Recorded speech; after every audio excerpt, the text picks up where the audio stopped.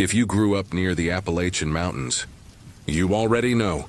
Folks don't just make up stories out here, they remember them. I'd love to know, where are you tuning in from and what time is it right now? Drop it in the comments. It's wild how many of us are sitting in the dark, listening to the same story, scattered across different corners of the country. Hit the like button and subscribe.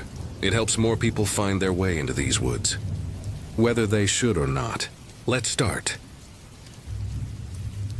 When I drove back into the mountains, though back wasn't really the right word, my grandparents had lived 2 ridges over in a hamlet called Clay Briar, but I hadn't stayed a night there since I was 12.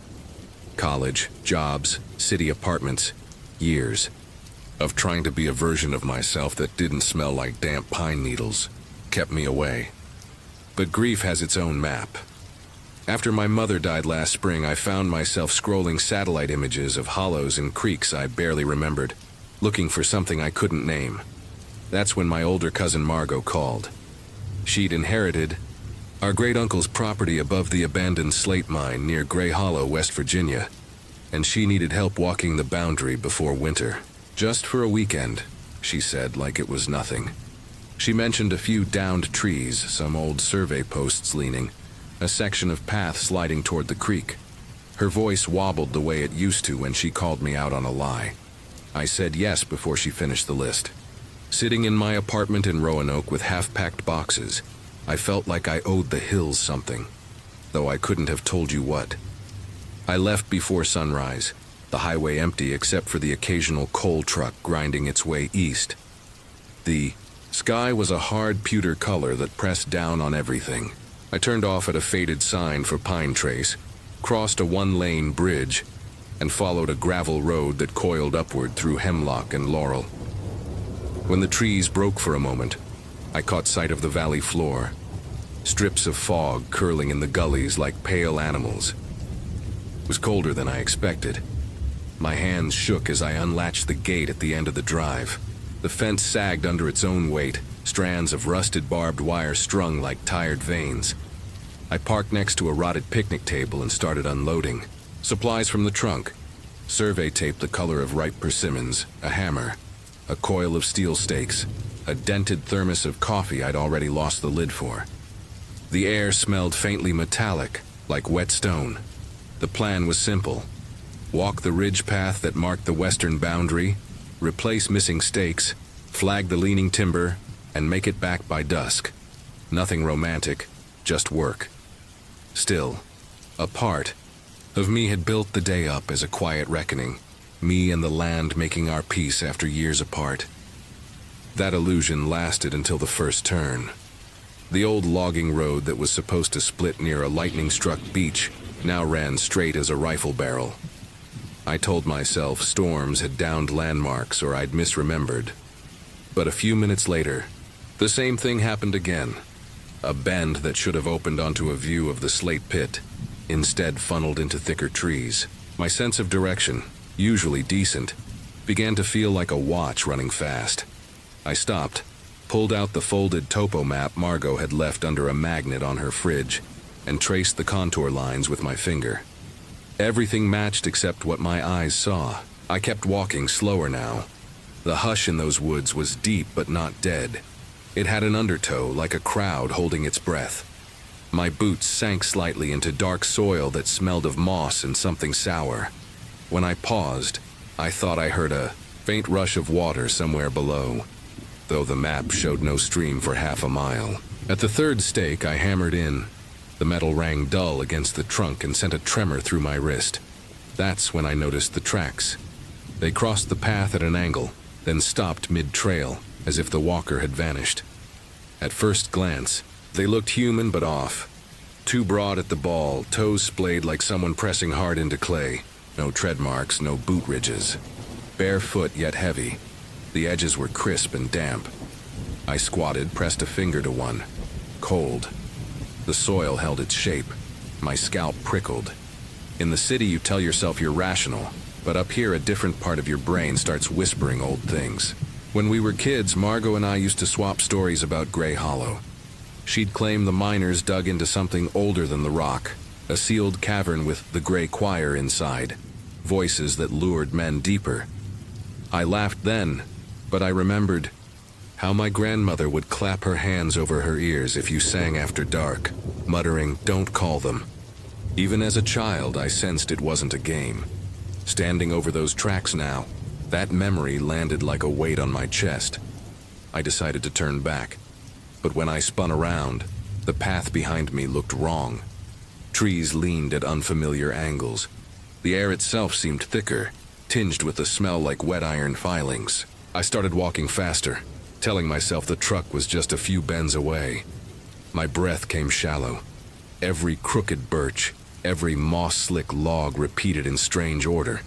As though the forest were a deck of cards, someone kept shuffling behind my back. My boots scuffed louder than they should have.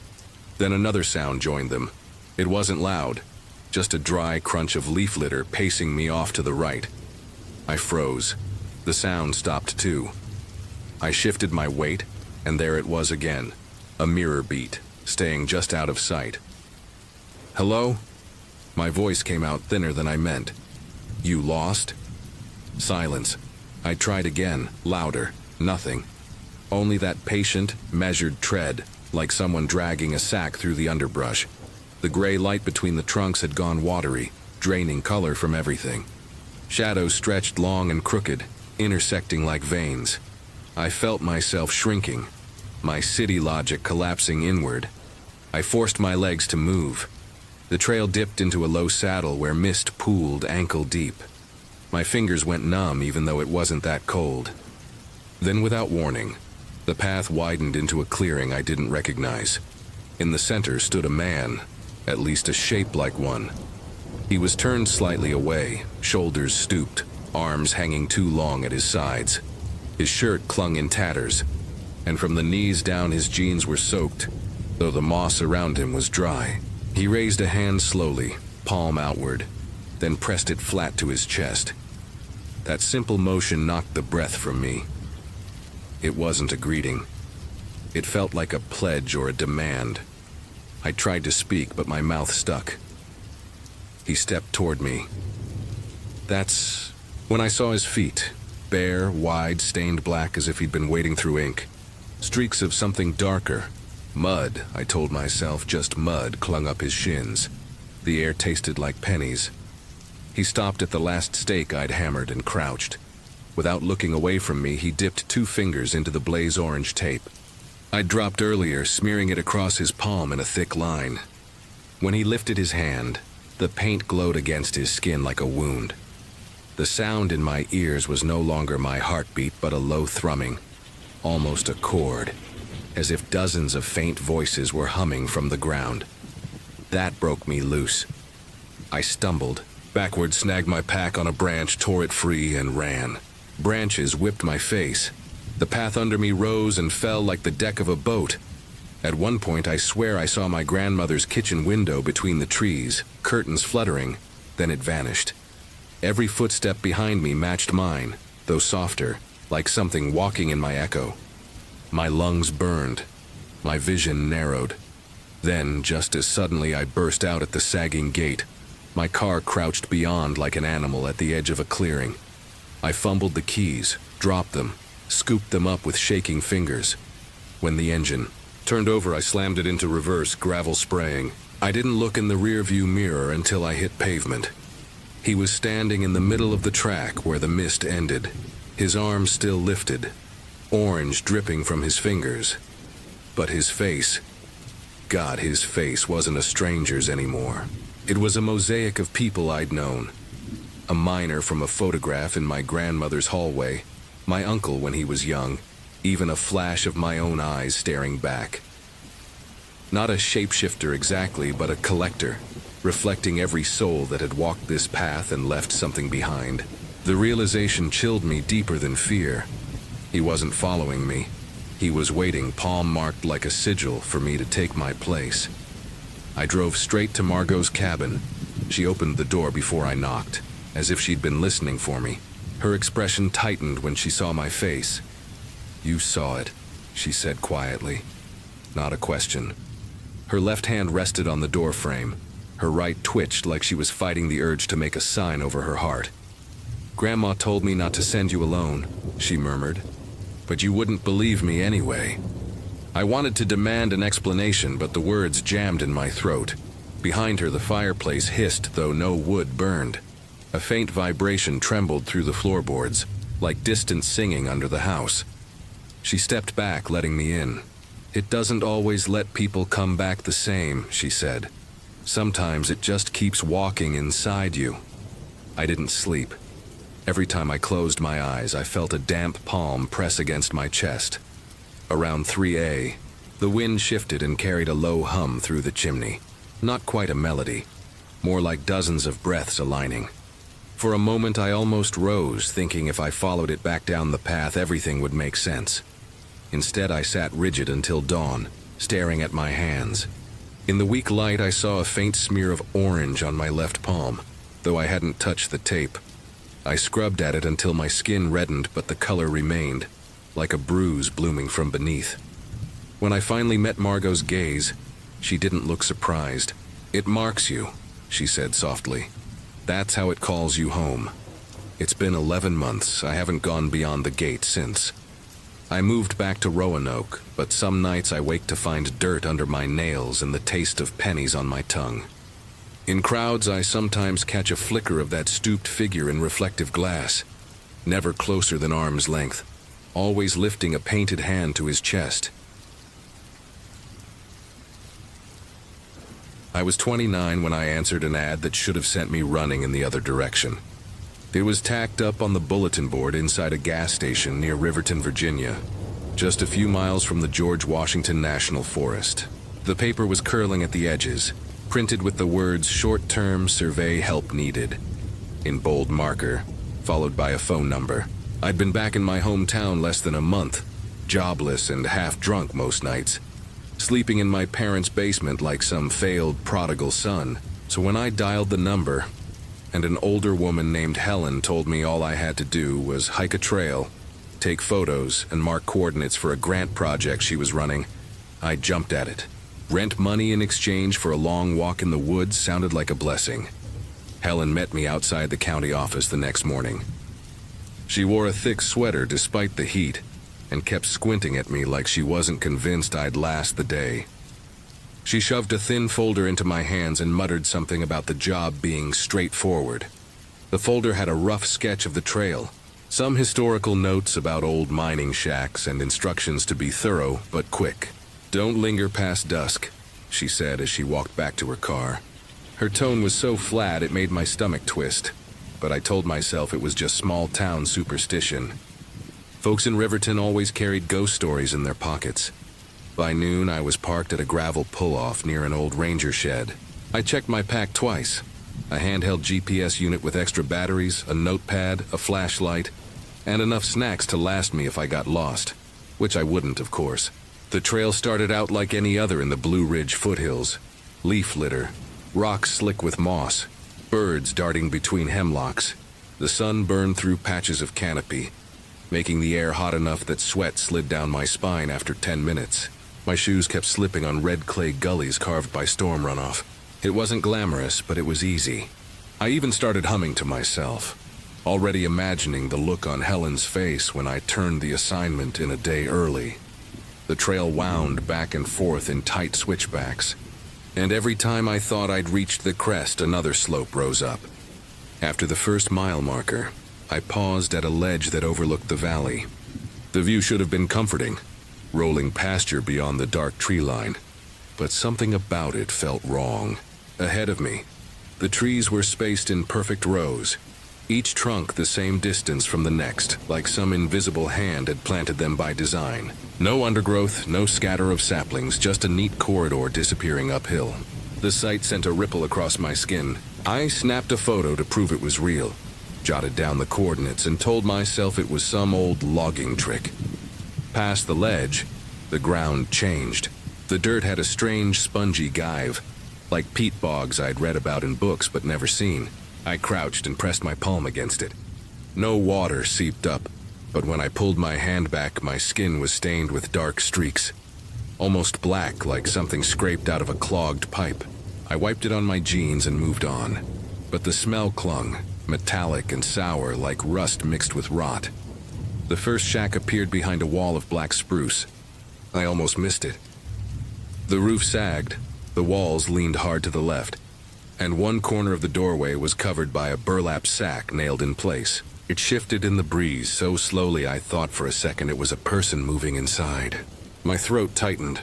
When it settled back against the frame, I laughed under my breath, more relief than humor. I circled the shack, noting each missing board and snapped window frame for the report.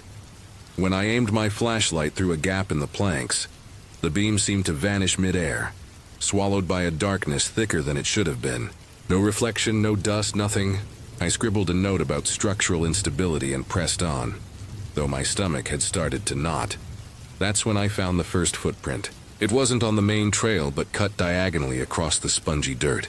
Barefoot. Toes spread too wide, heels squared off unnaturally flat. The impression was so deep it looked fresh, edges sharp. No leaves or pine needles scattered over it yet. I crouched, staring, trying to convince myself it was erosion or an animal. But it was human and wrong. My palms slicked with sweat, though the air had cooled. I stood up fast and nearly tripped over a root. My first clear thought was to finish the job before shadows reached the ridge. The second shack was tucked in a laurel thicket higher up. Its top window glowed faint red, pulsing like the beat of a sluggish heart. Bright, dim, bright. I shifted left, then right, thinking it was sunlight refracting through old glass. The glow didn't change. I called out a half-formed hello that cracked in the middle. Silence pressed back. Something about leaving unfinished notes felt worse than walking into danger, so I forced myself up the porch. The board sagged but didn't break. I nudged the door with my boot, and it swung open too easily, like it had been waiting. Inside smelled of damp earth and mold. A single chair sat centered under that glowing window. Rope coiled around its seat, one end snaking into a corner swallowed by dark. I froze, certain I'd walked into some kind of tableau, deliberate and waiting. Then came the breath behind me. Slow, curious, deliberate. I spun so fast my boot skidded. The doorway gaped empty, but when I turned back, the rope had uncoiled. Its frayed end pointed directly at me like an accusation. My chest seized. I stumbled out, gulping the humid air, but the trail I'd walked up had vanished. In its place was a corridor of trees leaning so close their branches touched overhead, forming a tunnel. No familiar markers, no direction back. I picked away at random, heart hammering. 20 paces in, I burst back into the same clearing. The shack sat silent, chair centered. Rope sprawled across the doorway like it was waiting for me to try again. I yanked out my phone, praying for service. The screen flickered white, then died in my hand. I shouted, but the sound muffled against the trees like yelling underwater. Then I noticed more footprints, curving behind the shack in a deliberate line. Same wide toes, same flattened heels. My legs locked, but some deeper instinct convinced me following them was my only chance. The prints led me to a clearing absent from Helen's maps. In its center yawned an old elevator shaft, remnants of the mine. Rotting beams held the earth at bay. A single plank stretched across, just wide enough for a man to cross if he didn't value his life. A wooden stake was driven near the edge, another length of rope trailing across the plank like bait. I crouched to study it. The rope twitched once, though no breeze stirred. Then came that same long breath at my back. When I rose, something stepped from the tree line. It was too tall. Shoulders stooped wrong, arms nearly grazing the ground. Where its face should have been, a strip of burlap hung slack, nailed or fused into flesh. No eyes, no mouth, just a blank mask. It raised one hand, palm outward. Fingers stained dark as if dipped in the same tar that marked the earth. It wasn't threatening. It was offering. My chest squeezed so hard I thought I'd pass out. Behind it, the footprints began fresh, stride matching mine, like it had been walking beside me all along. The plank over the shaft groaned. I understood in a rush that made me dizzy, that if I hesitated, it would drive me onto that wood until it broke. I bolted. Branches clawed at my arms, tore at my pack. The footprints appeared alongside me, new with every step, until the trail simply reappeared ahead, familiar and wrong at once. I didn't question it. I just ran, lungs burning until the trees broke and my car came into view, roof catching the last smear of daylight. I didn't look back. I fumbled the keys into the ignition, peeled out so fast gravel ricocheted off the bumper. Only when I reached the paved road did I dare glance into the rearview mirror. He stood where the trail met the tree line. Arm raised, palm outward, rope dangling from his other hand. The burlap mask fluttered in the breeze, though no wind touched the leaves. For half a second I swore I saw my own features pressing faintly beneath that cloth. Nose, jawline, eyes straining to surface. Then the mask stilled blank once more. I drove until the mountains shrank in the rear view. My chest hurt for hours, like something had pressed its hand against me too hard and too long. That night, I left Helen's folder in the drop box of the Historical Society with a note that said only, "I'm not going back." She never called. Sometimes I wonder if she knew exactly what she was sending me into. It's been weeks now, and I've tried convincing myself it was exhaustion, heat, some cruel trick of the mind. But every morning I wake with dark smears across my palms, faint but growing darker each day. They smell faintly of rust like the earth back in that hollow, and sometimes in the stillness before dawn, I hear the rope sliding across wood, as if being pulled taut, waiting for me to finally step forward. I was 32 when I first saw the cabin that wasn't supposed to be mine. It sat deep in the Claybriar Hollows, past where GPS stopped giving directions, hidden behind slopes of ash and tulip poplar so thick they looked like green smoke rising from the ground. My connection to the place was thin, a clause in a stranger's will. Jasper Klein, my father's old hunting buddy, had died that winter. I'd met him twice as a boy and barely remembered his face, but his lawyer sent a neat envelope saying I'd been left his retreat property. No one else wanted it. My father said Jasper had become a recluse years ago. I was broke, freelancing odd jobs, and the idea of a free asset, land, timber, anything, felt like a lifeline. I figured I'd drive up, clear out junk, snap photos for a real estate listing, and be back in Roanoke by Monday. It was late May when I made the trip. The morning was damp and heavy. Mist stuck to the shoulders of the ridges. My old Civic rattled as I turned off a cracked county road onto a dirt lane that sloped steeply uphill. It didn't appear on any maps. Someone had once lined it with gravel, but frost heave had pushed stones out like crooked teeth. Blackberry canes arched across the track, pricking at my side mirror. The deeper I drove, the more I felt the road dissolving behind me. Trees closing ranks as if to swallow my exit. At the top sat a clearing just wide enough for a car. The cabin hunched at the far edge, barely visible until I'd killed the engine. Its roof was corrugated tin dulled to the color of bone. Pine needles clung in mats to the shingles.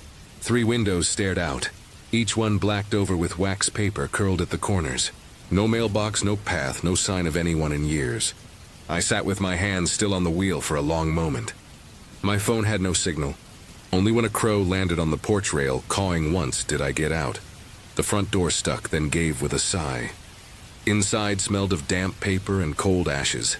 Not rot, but a stale, clinging thickness, as though the air had held on to every breath ever taken there. Light from the doorway caught dust motes hanging motionless. An iron stove crouched in one corner, a stack of unopened envelopes beside it. The strangest object lay draped across a rocking chair near the hearth.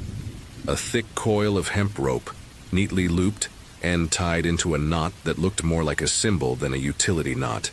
My chest tightened. I told myself Jasper had been old, maybe keeping rope handy for hauling wood. People let their houses slip when their bodies fail. I dropped my duffel just inside the door and tried to act normal. Pulled covers off the sofa, cracked a window, sorted the mail. Postcards from no one. Magazines in Jasper's name. A single manila envelope sealed but unaddressed. I left it unopened. When evening fell, I heated a can of beans on the propane burner. Couldn't bring myself to sit, so I ate standing by the counter, glancing at the rope. Around 10, I stretched out on the sofa. Springs groaned like something shifting underneath me. I must have dozed because I woke to a sound, a faint tapping, steady and slow, from the far wall. Not a knock exactly. More like the thump of something brushing wood at regular intervals. My pulse matched it. It would stop just long enough to make me think it was over, then start again. I sat up, heart hammering, As soon as I swung my feet to the floor, it stopped completely. The silence afterward felt heavier than the noise. I stayed awake until dawn, too afraid to close my eyes. The next day, I threw myself into work, boxed linens, opened cabinets, wrote down notes about repairs. The kitchen shelves held neat bundles of feathers tied with frayed twine, jars of cloudy liquid labeled in a shaky hand. Under the sink, old nails sorted into glass bottles. It looked less like hoarding and more like preparation. Around noon, I found a narrow door at the end of the hallway I didn't remember from the floor plan. Painted the same dull gray as the walls, it had no knob, just a keyhole. A broom leaned against it, as if someone had tried half-heartedly to block it from view. My fingers tightened on the handle. In my pocket, I still had that manila envelope from last night. For the first time, I opened it. Inside was a single small key, its metal bright and sharp. Nothing like the dusty brass of the cabin's locks. I slid it into the keyhole. The tumblers turned smoothly. The hinges released with a low groan. Darkness waited on the other side. I flicked the wall switch. Nothing. My phone flashlight cut a pale cone across concrete walls and a floor blotched with dark stains. Against the far wall, a wooden workbench sagged under the weight of jars. One sat alone in the center, sealed with wax gone yellow. Inside was a small white skull, delicate as a bird's, jaw open as if mid-scream. My breath came shallow. Replaced the jar exactly, shut the door, locked it, and slipped the key back into my pocket. But the cold spreading from my fingers into my chest didn't go away. I spent the rest of the day on autopilot. Packed boxes, wiped shelves, kept glancing toward the hall like something might appear. The woods outside had gone oddly still. Even the insects had quieted, leaving only the soft tick of the stove cooling. When dusk fell, I locked every window, sat at the kitchen table long after dark, phone in hand, though it showed no bars. That's when I heard a sound overhead, a scraping along the ceiling, slow and deliberate, as if something heavy were being dragged across the boards. But the cabin had no attic, no crawl space, just tin roof over rafters. The scraping moved until it stopped directly above me. My hand shook so badly the phone slid to the floor. I backed into the wall, breath caught in my throat. The silence afterward was worse than the sound. I stayed frozen until pale light crept between the wax-papered panes. When I climbed onto the roof in daylight, nothing. No marks, no footprints, shingles undisturbed except for a thin film of pollen. I told myself it had been raccoons. Even while I said it, I didn't believe it. Back inside, I reached for the key in my pocket. It was gone. My stomach dropped.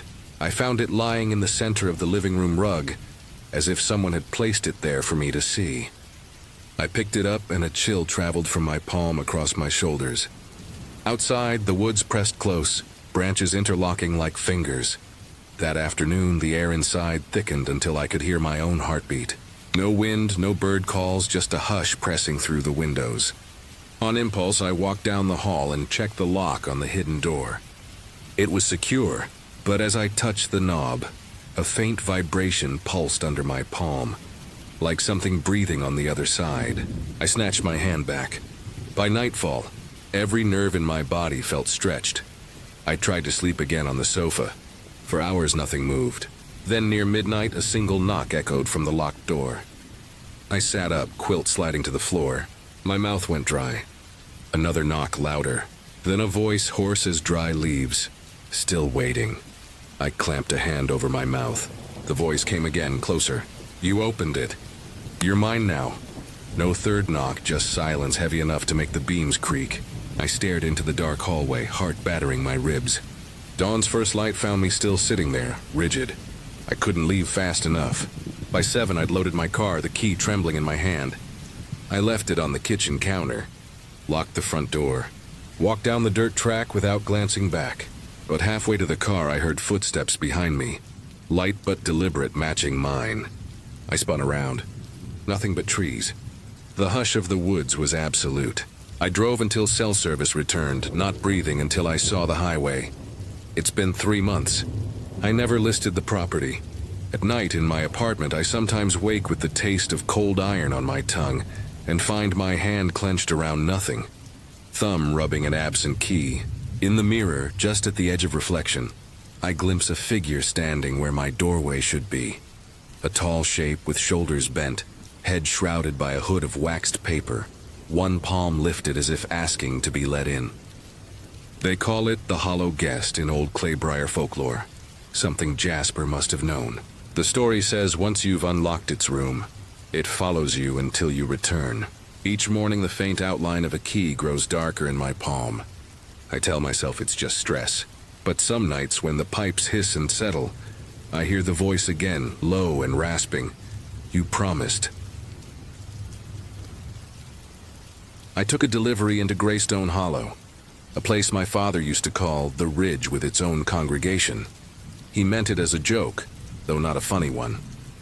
He'd stand on our porch, beer sweating in his hand, and mutter that the Hollow didn't like to lose people once they'd stepped inside. As a kid, I'd roll my eyes. Adults love to dress up empty hills with stories. But the thing about stories is they wait. They don't mind if it takes you 20 years to realize they weren't just smoke. I'd been hauling freight since my late 20s. Not glamorous, not steady, but enough to keep gas in the truck and a roof over me when the season was kind. Most loads were ordinary. Steel beams, lumber, crates of scrap bound for yards that squatted behind rusting fences. That Thursday in October, I picked up a short job from a salvage yard tucked somewhere off Tug Fork, close enough to the Kentucky line that even locals argued whose land it really was. The paperwork looked normal. Drop a crate of parts at the yard gate, leave the slip. Quick turnaround. Enough cash to cover my overdue rent. I left before dawn, thinking I'd be home before the night chill made the windshield stiff. The back roads were familiar until they weren't. The deeper I drove, the more the ridges closed in, trees pressing overhead like arches in a cathedral. Time worked strange out there. I swear the sun slid across the sky twice as fast as it should have. By the time my tires crunched onto a gravel spur, the light had already turned copper. Shadows stretched long as black banners across the track. I cursed under my breath, realizing I'd misjudged how quickly evening could fall. The salvage yard looked like it hadn't been touched in years. The fence sagged, wire rusted, its crown of barbed strands broken off into rusted stubs. The gate leaned from its post, chain slack. I killed the engine and stepped down. Gravel crunched loud in the quiet, too loud. The kind of quiet that doesn't just sit there but presses against you. I cupped my hands around my mouth and called, "Delivery!" My voice went flat in the air, no echo, no bounce, as if the hollow swallowed it whole. I tried my phone. Dead. Not even a flicker. I walked toward the office, if you could call it that. Windows were boarded, and across one sheet of plywood, someone had painted words in thick black strokes. "Don't stay after sundown." The paint was too fresh. It hadn't cracked in the weather. A streak dribbled down like it had been brushed that very morning. My stomach tightened. I almost reached to touch it, but my hand trembled and I shoved it into my pocket. I knocked once, then harder. Nothing. No shuffle of boots, no voice telling me to wait. I told myself maybe the yard was abandoned. Maybe kids had daubed the sign as a prank. The story almost held until I heard it. A scrape behind me. Just one, like a boot dragging across gravel. My neck snapped so fast it ached. Nothing there. Just my own prints trailing back to the truck. The silence behind the scrape was worse than the sound itself. I decided to unload fast and leave. My hands moved automatic, unlatching the trailer, sliding the crate down to the gravel. I bent to straighten, and that's when I saw it. A folded square of cloth wedged between slats. I don't know why I picked it up. Maybe I wanted proof this wasn't just my nerves. The fabric was neat, edges stitched by hand, and across the center ran a single seam of red thread. On one corner, letters hand-sewn in tiny black stitches read, "You're accounted for." My mouth went dry. I let it fall like it was burning. My father's voice crept into my skull. "Don't linger in Greystone, the parish keeps roll call. The hollow remembers who steps inside." I forced a laugh that sounded like a bark. This was ridiculous. I just needed to leave. But when I turned toward the truck, something shifted in the mirror. My stomach clenched. A figure stood at the back of the trailer, bent low, fingertips brushing the crate as if feeling it. Pale hands, long and slow, moving like they were reading Braille. I wanted to keep walking, slam the cab door and forget, but stubbornness kept my boots planted. I called out, trying to make my voice casual. "Hey, you need help?"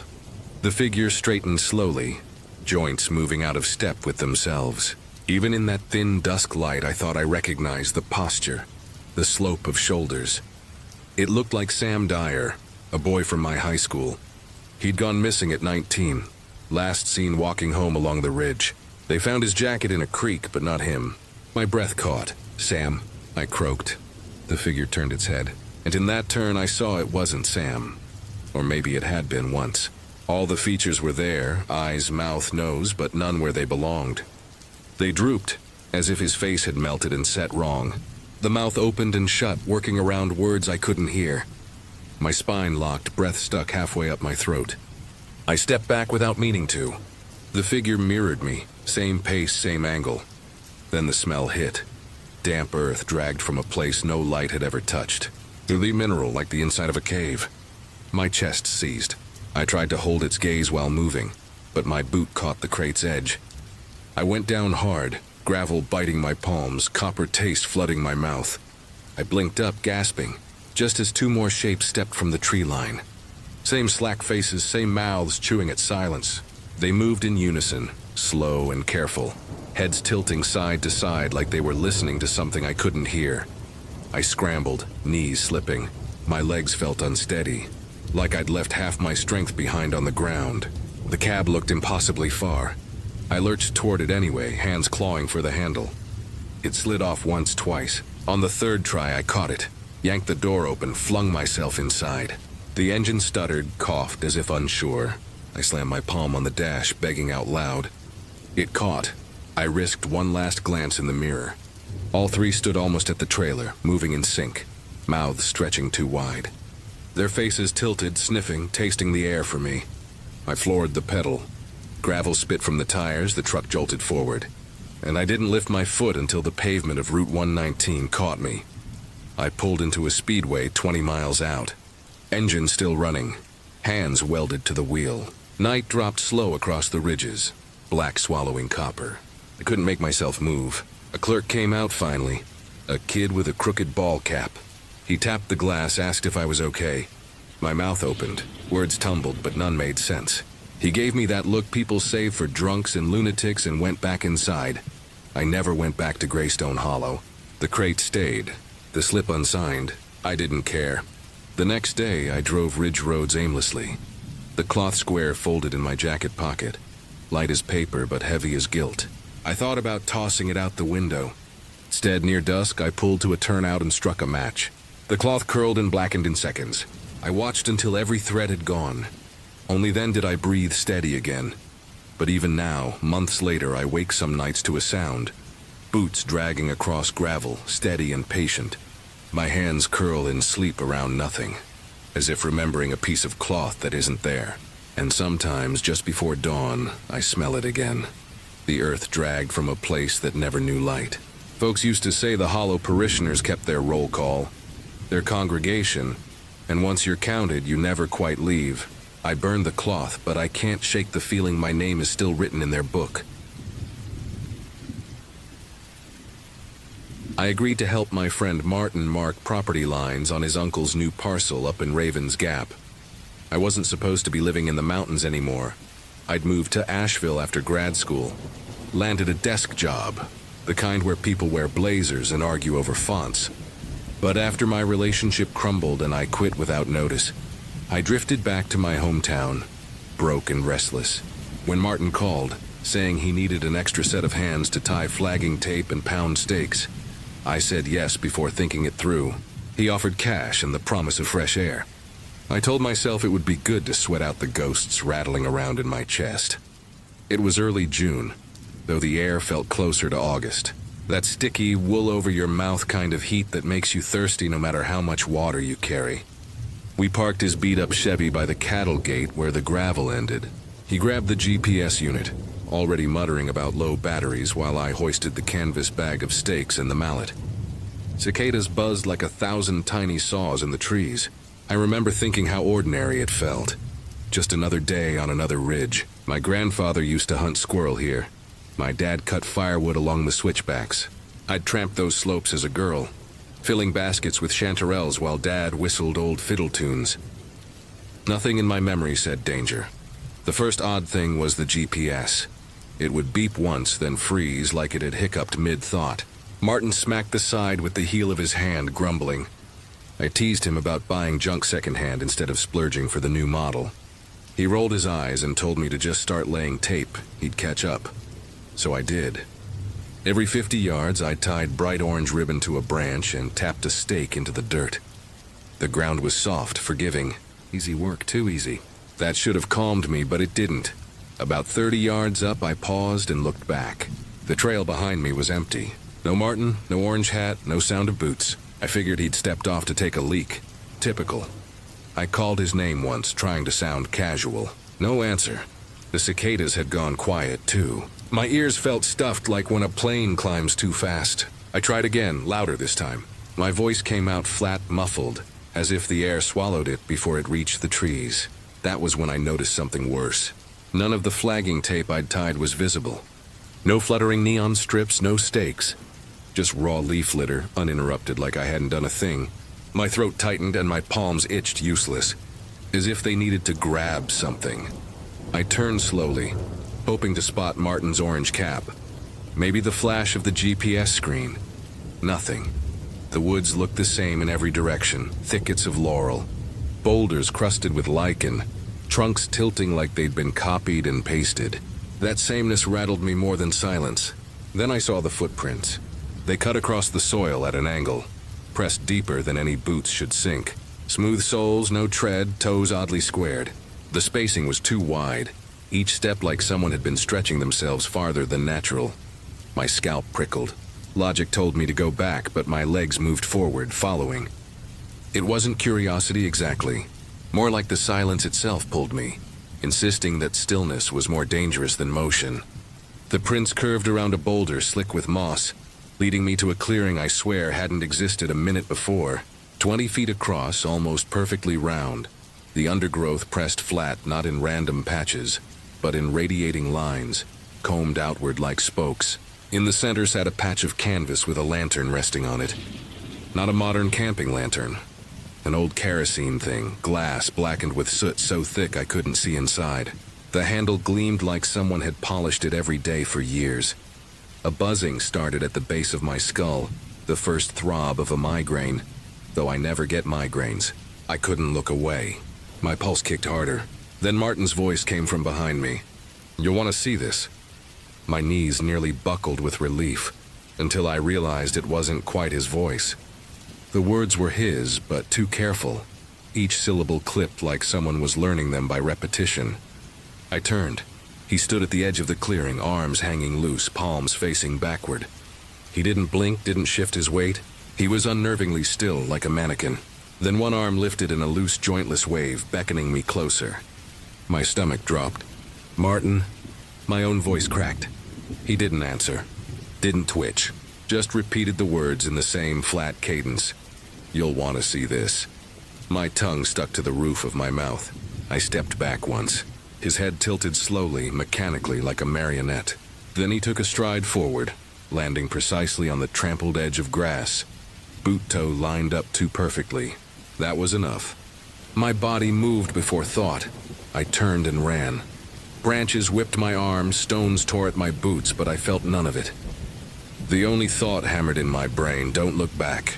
If I looked back, I'd see him right behind me, still moving in that same terrible symmetry. I tore through brush, lungs on fire. When I passed the spot where the footprints had been, the soil was smooth again. No sign. The forest snapped back to its usual chaos. Ferns, briars, crooked logs, as if mocking me. My chest burned. My legs nearly gave. And then, mercifully, I stumbled onto the old skid trail. A strip of orange tape fluttered on a twig, bright as ever. Like none of it had happened. Martin crouched nearby, squinting at the GPS. His face was red with sweat, hair plastered to his forehead. He looked up, startled. "Where the hell'd you go?" His voice cracked, but it sounded normal. His eyes looked normal. I couldn't speak. My hands shook so hard I stuffed them into my pockets to hide it. He frowned. "You look like you saw a ghost." I only whispered that we needed to leave. He shrugged, muttering, but packed up. That night at his uncle's cabin, I tried to explain. My voice stuttered through the clearing. The lantern, the wrong version of him beckoning me. He went pale but shook his head. Said he'd been stuck on the trail the whole time. GPS frozen for an hour. He claimed he'd been shouting for me until his throat went raw. Said I'd vanished, just blinked out of earshot. The next morning we brought 2 men from the survey office and combed Raven's Gap. No clearing, no flattened spokes in the underbrush, no lantern, just normal forest. They chuckled, said I'd gotten turned around. I didn't argue. Some things refuse proof. A month later I sold the gear I'd kept since forestry school. Haven't set foot on a ridge since. Martin built his logging road anyway, but I haven't seen him. I heard from a cousin that his uncle swore he saw a lantern burning at the edge of the hollow one night, though no one had carried one in decades.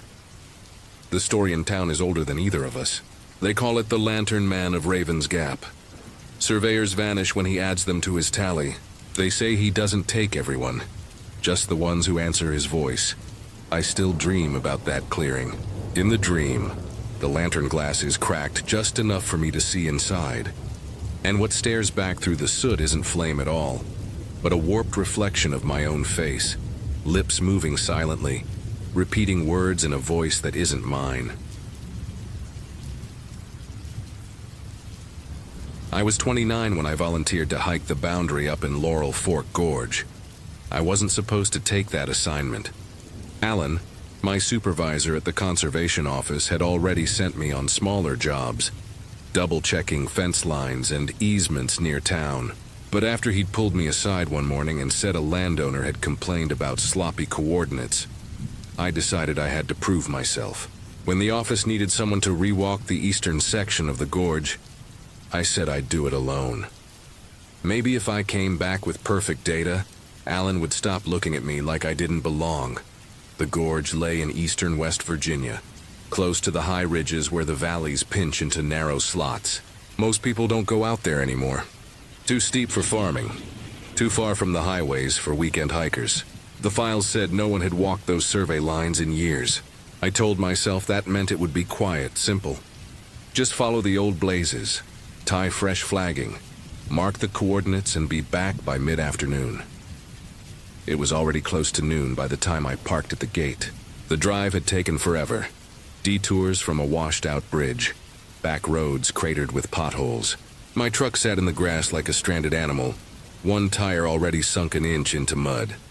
The gate was barely standing, 2 posts leaning outward as if trying to fall apart. A twist of wire held it shut, but anyone could have pushed through with a boot. I grabbed my pack, the stake bag, and the handheld GPS and stepped past. The first thing I noticed was how bright the trail blazes looked. White chalk lines streaked on trunks, clean edges, no fading.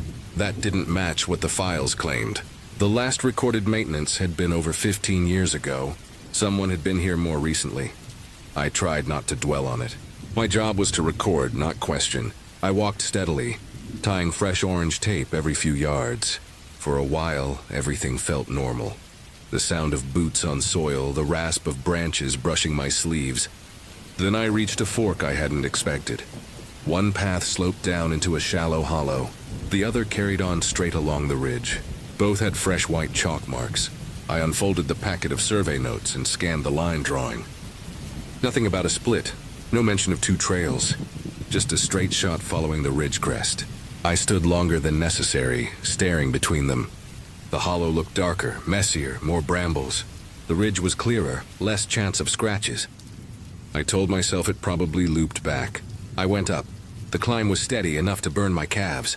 Every 50 feet or so, an old cedar stake rose from the soil. Some still had fragments of plastic tags stapled to them, bleached pale. I snapped photos for proof. After half an hour, I stopped to catch my breath. The air was heavy, damp, as if the gorge had been sealed off from wind. Then the quiet hit me. It wasn't gradual. One step I was listening to cicadas and distant birds, the next I was in a vacuum. No buzz, no wing beat, nothing. My ears rang faintly like pressure had shifted. I turned, expecting to see the flutter of orange tape I'd tied earlier. Nothing. Just trees and soil, unbroken. I blinked hard. The flags should have been there. I'd tied them myself, but the trail looked untouched. No tape, no stakes. Panic prickled under my skin. I called Martin's name out of habit before remembering I'd come alone. My voice carried only a few feet and then dropped flat, like sound had weight that sank straight down. I forced myself to keep moving. 20 yards ahead, I spotted a cedar post with a tin canister nailed to it. The lid had been crimped tight with wire. Curiosity won over dread. I knelt, twisted the lid off. Inside was a folded slip of paper, pencil marks faint but legible. 3 words, "Stay with the true path." My mouth went dry. I refolded it, slid it back into the canister, and secured the lid. I didn't want to break whatever strange ritual I'd stumbled into. I stood there for too long, then pushed forward because stopping felt worse. The trail soon leveled onto a wide expanse of rock, lichen crawling across it in pale patches. On the far side, a chalk blaze shone faintly on a trunk. I crossed. The moment I stepped back into trees, the air shifted. Branches leaned inward, closer than before. A high tone buzzed in my skull, like the echo of diving too deep in a pool. And there it was again, the same cedar post with the same tin canister. Leaned slightly left, lid wire twisted in the same way. My stomach dropped. I opened it with shaking hands. This time the paper inside was blank. I shoved it back, tied the lid, and walked faster. The ridge fell away sharply on my right, slope dropping off like the side of a cliff. I didn't look down. I knew if I did, I'd see more than earth. Around a bend, a dead oak trunk split halfway up blocked part of the path. Leaning against it, another post, another canister. Patient waiting, I should have turned back. The thought pressed hard against my mind, but the idea of retracing steps made my skin crawl worse than going forward. It was as if I'd signed something invisible. The moment I chose the ridge at the fork, I pulled out the GPS. Screen read 2:07 p.m. I tapped. Nothing held the power button. Nothing, always. 107. My breath came shallow. I stared at that frozen number like it might save me. When I finally looked up, there were no more chalk blazes. No paint, no tags. Just a trench through the leaves, perfectly straight. Edges too clean to be run off. I followed because what else could I do? Each few yards, prints dotted the trench. Some were boot treads, deep and recent. Others weren't. Longer, flatter, no pattern I knew. The trench widened gradually, turning from path to channel. Silence pressed at my ears, then a voice spoke. Low, flat, from just ahead. Keep walking. Not behind me, not over my shoulder. Right in front of me, though no one was there. My legs trembled, but I stepped because standing still was worse. The trench led to a narrow rock ledge. On the far side, one post jutted, black with rot. A slip of paper was nailed to it. I didn't want to touch it, but my hands lifted anyway. Pencil faint, 2 words, not yet. My vision tunneled. My stomach flipped cold. The paper trembled in my grip. I unfolded it further, though I didn't remember deciding to. Beneath those 2 words, another line in darker strokes. Daniel Ward. My name. I don't remember choosing to leave. One moment I was staring at those letters. The next I was stumbling back down the trench, boots scraping, lungs heaving. The forest stayed mute, watching. No birds, no rustle, just a weight of silence. When I reached the fork again, my knees almost buckled. Both trails looked identical, except one fence post had a paper nailed to it. Shaking, I peeled it back. The message was faint but clear. This way ends, I didn't argue. I took the hollow path, never once looking back. Every step I expected to see another post, another canister. But the trail stayed ordinary.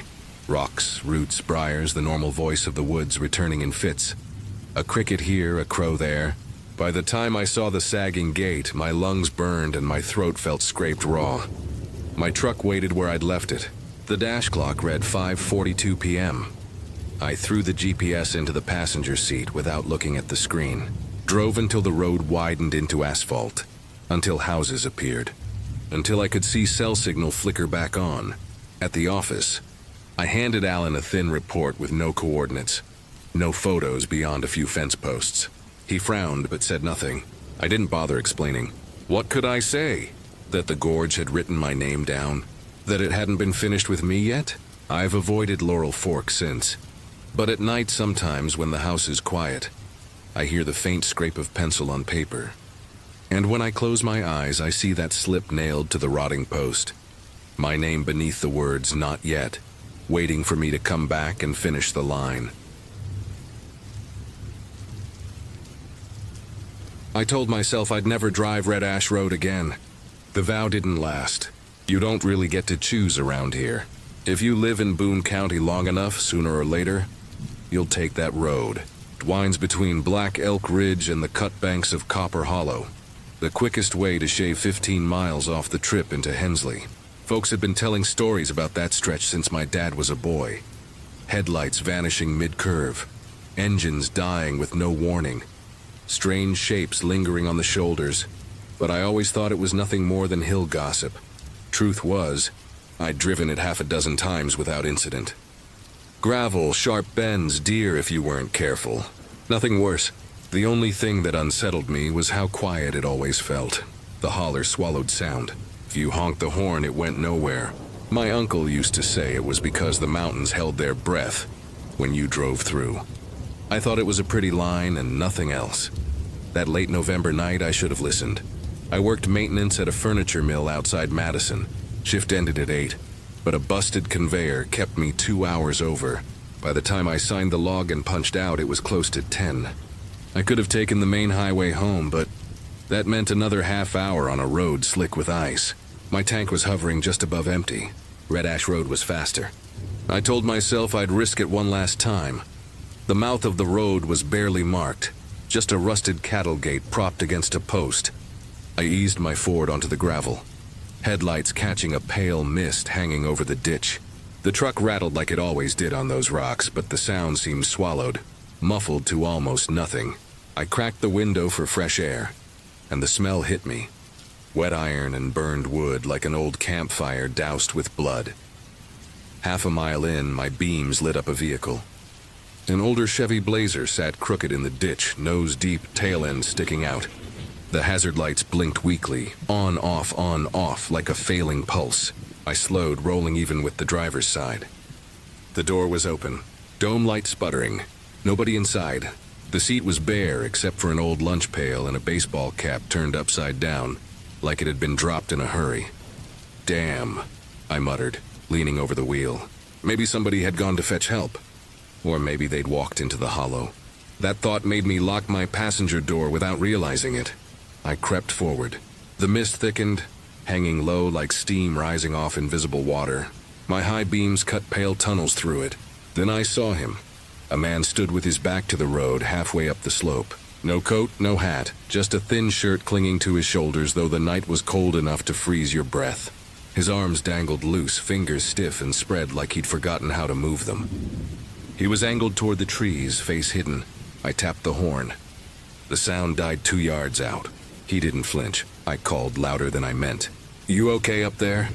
For a second, nothing. Then his head started to turn. Not a normal turn. It dragged slow like the bones inside were grinding. When his face came into view, I wished I'd kept driving. His jaw sagged open, skin stretched shiny like it was trying to hold something inside. His eyes were dull, almost sunken, but still fixed straight on me. Cold sweat prickled behind my ears. I shifted into drive and rolled forward without another word. My rearview mirror showed him still watching, chin slumped to one side, mouth gaping. Meth, I tried to tell myself. Or some drunk lost out in the woods. But the thought didn't stick. The way he moved. No high or hangover looked like that. My chest felt cinched. Like someone had wrapped wire around my ribs and pulled tight. A bend later, the engine coughed. Once. Twice. Then the headlights went black. The dash died. Silence swallowed everything as the truck coasted to a stop. No. I twisted the key. Nothing, not even a click. I checked my phone. 1 bar flickering, just enough to tease. I tried calling my cousin Nate anyway. The screen flashed. Call failed. That's when I heard it, steps in the brush. Not fast, not clumsy. Careful, deliberate. One after another, circling. My fingers dug into the wheel until they ached. The footsteps crunched past the passenger side, behind the bed. Then came the clicking, a slow, wet rhythm, like stones tapped together underwater. Click, click, click. I forced myself to check the side mirror. At first, nothing. Just black leaves blowing across the ditch. Then he leaned into view, close to the tailgate. Same man, or the shape of one. His jaw hung at a crooked angle, swinging loose when he moved.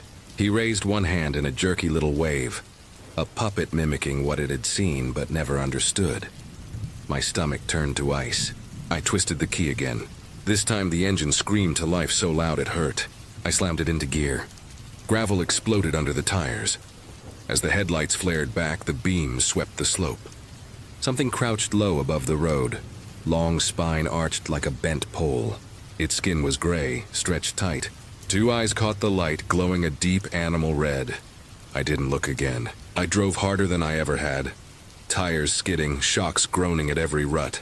By the time Nate's porch lights came into view, my hands were shaking so bad I could barely shift. I left the engine running and stumbled up the steps, pounding on the door. Nate opened in pajama bottoms, hair stuck sideways. One look at my face and he stepped back without a word. I told him everything. The blazer, the man in the ditch, the dead engine, the clicking. He didn't interrupt, just stared like he was measuring every word. When I finished, his voice was low. "You didn't stop, did you? You didn't let him touch the truck?" I swore I hadn't. My throat was so dry it barely came out. A week later, we went back with his tow rig.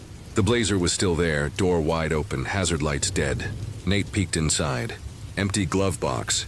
No keys, nothing at all. He circled once, slow, then hooked the chain. "Best not to talk about this again," he muttered. I didn't argue. That night, I parked the Ford behind the barn. Couldn't stand to see it cooling in the driveway. Tried to sleep, but every creak in the walls felt like footsteps. Around midnight, the tapping started. 7 knocks under my bedroom window. Slow, deliberate. A pause. 7 more. I lay frozen under the quilt, pressing both hands into the mattress so I wouldn't tremble. The knocking stopped eventually. At dawn, I forced myself outside. Beneath the window, the ground was churned. Not boot prints, bare feet. Long toes sunk deeper than any man's weight should go. Neighbors say Red Ash Road is just another shortcut. That stories about the Watcher of the Hollow are old miners' tales meant to scare kids. I used to think that too. But some nights when the house is quiet, I hear it again. That slow, patient tapping, like stones underwater. And I know if I ever take that road again, he'll be waiting to finish what he started. I was 34 the year I told myself I wouldn't put this off any longer. My aunt had passed that spring, and her lawyer called me with the kind of sigh you could hear even through a phone line. There was still property in Cranebone Hollow, what little remained of a shack my great-uncle left behind after the mines dried up. The county wanted it cleared, or at least cataloged. My cousins all found excuses. Too busy, too far, too painful. I was the one who finally agreed. Not because I had fond memories of the place. I didn't. The few times I'd been there as a boy, I'd come back queasy, my head ringing like I'd been underwater too long. But the idea of it collapsing under its own weight, forgotten, made me feel like I'd failed some duty I couldn't name. So I drove up into Cranebone Hollow at the end of September. A weekend carved out between grading papers and substitute work at the high school. The roads got narrower with every mile. Gravel gave way to dirt. Dirt gave way to something that looked more like a dry creek bed than any road. My tires scraped rock. The ridges leaned close, and I had the strangest sensation that the mountain itself wanted me gone. By the time I reached the shack, the sky was the color of dirty tin. Not morning, not evening, just that in-between hour when you don't know where you stand. The building looked ready to give up. Roofline sagged like a tired back, boards silvered and splitting. Vines had clawed halfway across the siding, dark leaves drooping like a curtain. I climbed out and stood there, a weight settling behind my ribs. I couldn't explain it, only that it felt like the air was aware of me, like the hollow had turned its head. The door didn't want to open. I shoved my shoulder against it and the hinge shrieked so loud my teeth hurt. Inside it smelled like paper rotting in water. Dust clung to everything. Stacks of furniture leaned in drunken towers, as if someone had tried to clear the middle of the room, but gave up. I lit a lamp, one of the cheap battery kinds from the hardware store. Its glow barely reached the corners, as if the dark there was thicker, stickier. I hauled boxes outside. Old tools, yellowed papers, a crate of jars filled with something brown and gelatinous. Each trip left my shirt damp with sweat. Each time I returned, I felt the trees press closer. My aunt once told me our great-uncle liked the quiet of Cranebone Hollow more than people. That never sounded like a reason. Standing there, I wondered if he'd stayed because leaving wasn't an option. By late afternoon, the light was thinning. My cousin Maeve, who'd finally caved and come with me, decided she needed to fetch gas before the town station closed. I waved her off, pretending I wasn't relieved to have her gone. I told myself I could get a little more work done before dusk. Her taillights vanished into the trees, and the clearing fell into silence so deep I thought my ears had clogged. That was when I saw it. A path ran from the porch straight into the trees. Perfectly flat, perfectly straight. Grass pressed down smooth like a heavy hand had run across it again and again. I froze. It hadn't been there an hour before. I would have seen it. I edged closer, lamp trembling in my grip. The path looked deliberate too, even for deer, too bare for tires. The pressed grass ended at the bottom step of the porch, right at my boots. I imagined my great-uncle walking it daily, but the thought rang false. This wasn't a man's habit. This was patience. Something older and stranger marking its route. The air tasted metallic. My tongue stuck to the roof of my mouth. I backed up toward the porch, trying to tear my eyes away. I told myself to grab another lamp, something brighter. The first one I found wouldn't click on. The second buzzed and flickered, as if it resented being used. I set it on the rail anyway, its weak light pooling over the porch boards. Every time I looked up, the path seemed darker, pressed deeper, as if the earth itself was sinking. I bent to lift another box, forcing myself to work, but I couldn't shake the sensation that the tree line was watching. Then, in the doorway behind me, something shifted, quick, smooth, like a shadow folding itself out of view. My breath caught. I knew I hadn't imagined it. Something had been standing close enough to touch me, and when I turned, it slid away like water off a stone. I whispered Maeve's name without thinking. The sound cracked, thin. No answer. I stepped inside, lamp shaking in my hand. The air inside was cooler, but thick enough that I couldn't draw a full breath. My chest tightened. My fingers tingled. I set the lamp on the counter and forced words out loud. It's nothing. Just shadows. Just me. The words didn't help. The porch boards groaned then, one by one. Slow, testing weight. I turned toward the nearest window. That's when I saw it. A pale arm slid past the glass. Too long, elbow bending the wrong way. Fingers brushed the sill in a slow, searching sweep. The hand paused as if it knew I was watching. My heart banged so hard I felt it in my ears. Then the arm glided out of sight, smooth and silent. I counted seconds, 10, 20, 30, waiting for the next sound. Nothing. The lamp flickered, throwing my shadow huge and crooked across the wall. My legs wanted to bolt down the hill, but they wouldn't move.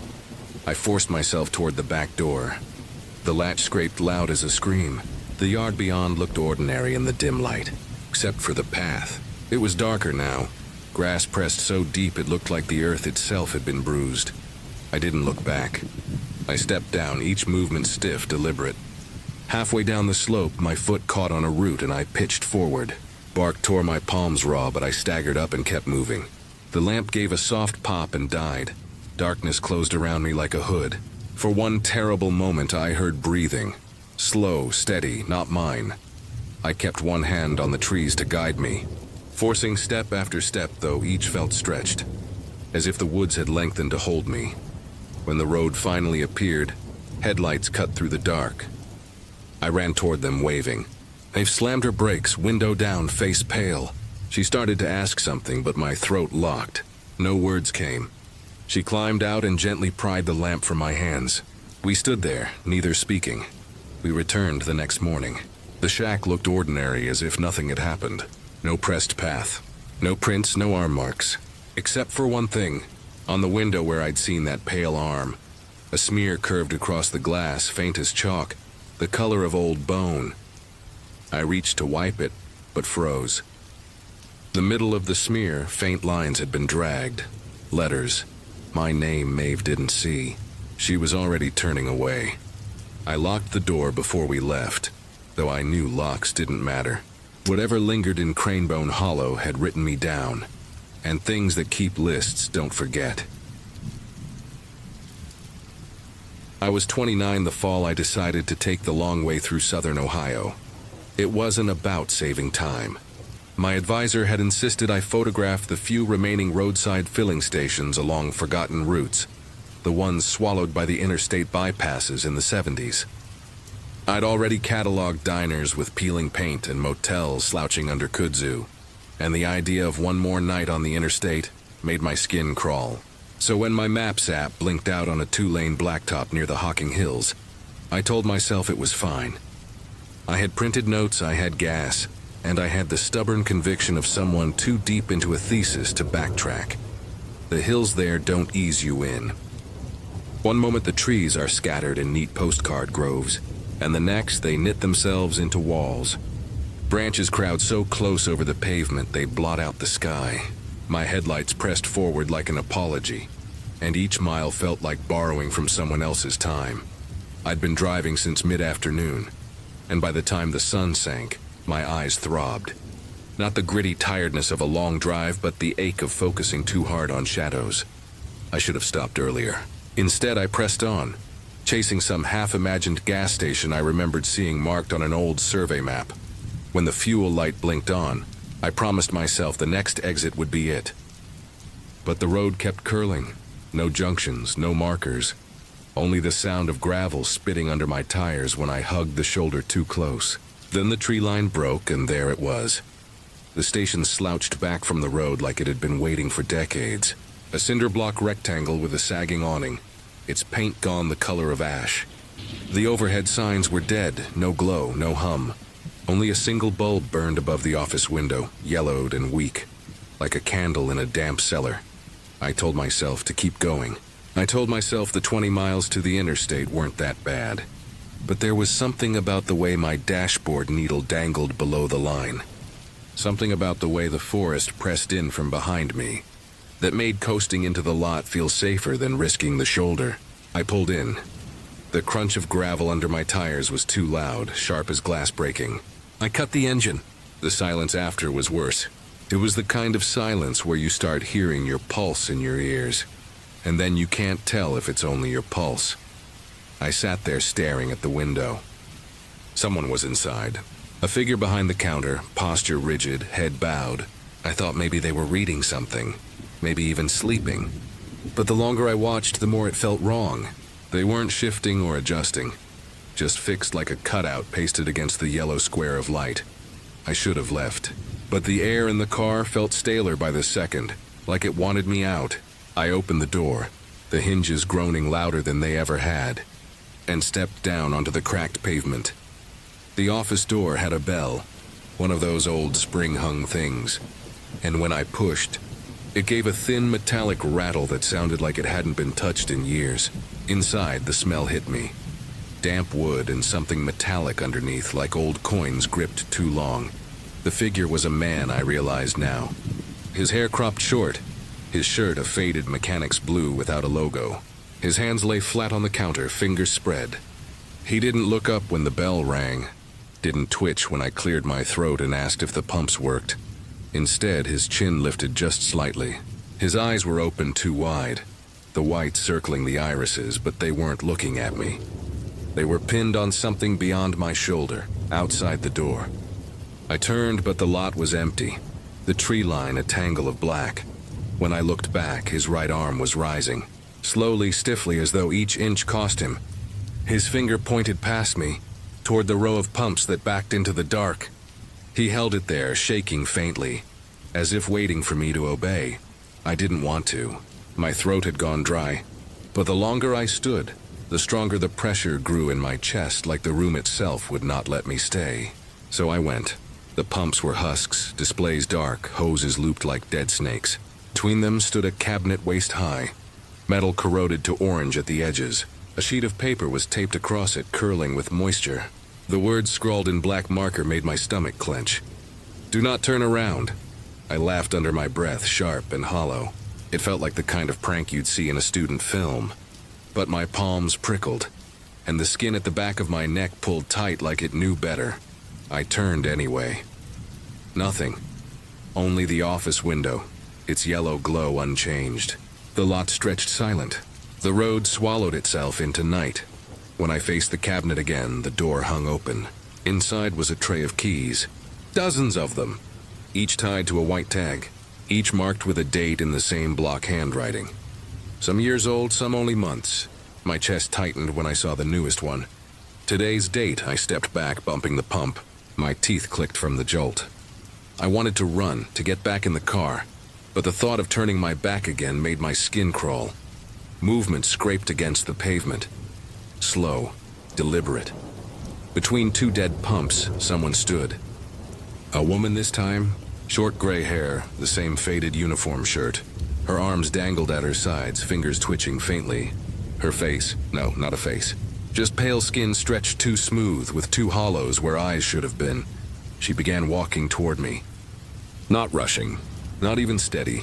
Just a jerky, uneven advance like each joint had to be remembered before it could bend. I staggered back. The cabinet keys clinked as I fumbled through them. My hands slick, dates blurred, my breath rasped. When I found today's, I clutched it so tight the tag bent. Another scrape, another figure. A man now unfolding from the corner, his spine clicking into place piece by piece. His head lolled, then jerked upright. Holes where eyes should be, a mouth too wide and too slack. I bolted. My boots slapped the pavement so hard I tasted blood. I didn't look back. I threw myself into the car, jammed the key into the ignition. It turned first try. The engine roared alive like it had never faltered. In the rear view, they stood in the lot side by side, their arms lifted in eerie unison, palms pressing outward, as though feeling along a barrier I couldn't see. I didn't slow, not when the road bent, not when the trees thinned, not when my phone buzzed with new signal bars. I drove until the sky bled gray with dawn. I pulled into the interstate rest stop just as the sun edged up. Fluorescent lights buzzed overhead, bright and ordinary. A vending machine hummed. For the first time all night, I thought I might have imagined it. Then I saw the notice board by the restrooms. Flyers layered thick, some curling at the corners. On top, taped neat and square, was a single sheet of paper.